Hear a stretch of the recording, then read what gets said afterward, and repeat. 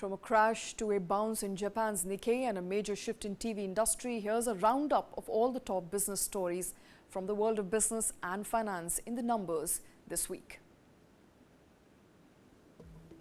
From a crash followed by a bounce to why the TV business ain't what it used to be. This is the week in numbers.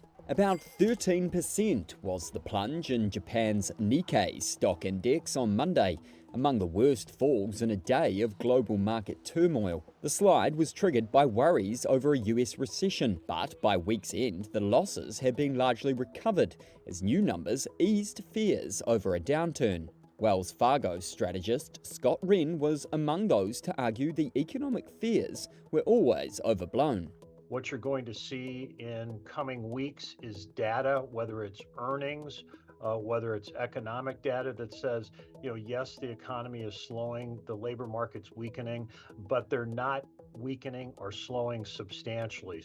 Over $9 billion was the charge at Warner Brothers Discovery as it wrote down the value of its TV assets. Later, Paramount Global cut the value of its assets by $6 billion.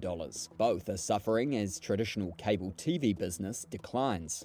Up to 14% was the jump in shares for Eli Lilly after it reported bumper sales of weight loss drug Zepbound. That could be a sign the US firm is closing the gap on Danish rival Novo Nordisk, which reported a rare earnings miss. $4.8 billion was the value put on Indian scooter maker Ola in its first day of trade. Investors are optimistic it's well placed to lead as the world's largest market for two-wheelers goes electric.